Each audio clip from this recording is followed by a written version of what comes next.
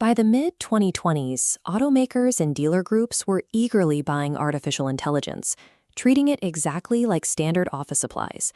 A marketing department would buy an AI to write promotional emails. Over in service, they'd deploy a completely different system to book repair appointments.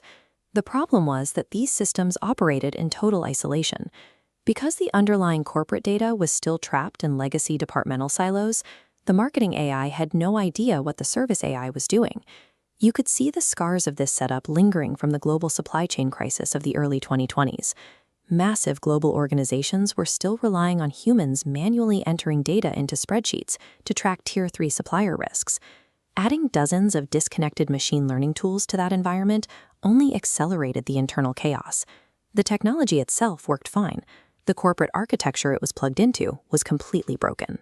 The solution ultimately came from the factory floor in 2027, driven by the engineering requirements of the software-defined vehicle.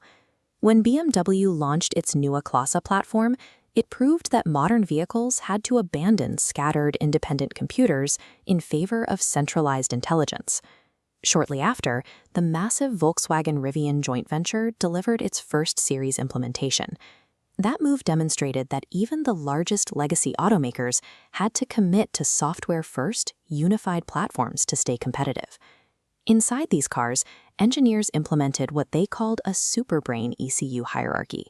Instead of 60 dumb, distributed modules trying to talk to each other, a single unified architecture managed the entire vehicle. That structural logic finally reached the boardroom. Executives realized that if the car required a unified intelligence architecture to function, the enterprise building and selling that car needed the exact same thing. This three-layer intelligence stack emerged. The data lakehouse pools siloed customer, vehicle, and supply chain data into one environment. Above it, the knowledge hub makes technical documentation queryable. Finally, the coordination layer acts as a SuperBrain, instantly synchronizing marketing, service, and finance systems. This stack permanently replaced the scattered tool deployments. It turned a fragmented corporation into a single cohesive entity, capable of processing information holistically across every department. The immediate testing ground for this new architecture was global logistics. Because the data was now unified, these systems could continuously monitor the health of deep Tier 2 and Tier 3 suppliers in real time, instantly correlating that data against emerging geopolitical risks. Instead of waiting for a component shortage to halt an assembly line, the architecture could automatically adjust production schedules and orchestrate shipping reroutes before a disruption ever materialized. The era of chaotic, manual crisis response was over. The early adopters took what used to be a frantic defensive necessity and turned it into a massive strategic advantage in speed and efficiency. By 2028, we see the results in this market trajectory chart. The graph shows a violent divergence between two types of companies: the tool buyers, whose progress flatlines in a jagged pattern, and the infrastructure builders, who hit an inflection point and curve exponentially upwards. The builders captured a compounding advantage. Because their data was unified, their models learned faster, duplication costs plummeted, and their operational decision speed accelerated far past their competitors. Interestingly, strict corporate governance made this possible.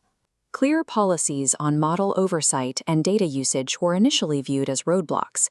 Instead, they acted as high-performance safety brakes, giving these organizations the confidence to deploy their systems aggressively.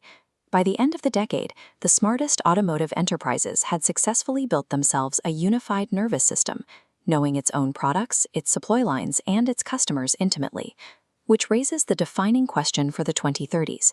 What happens when you take that perfectly architected corporate brain and you finally give it the autonomy to execute financial and operational decisions completely on its own?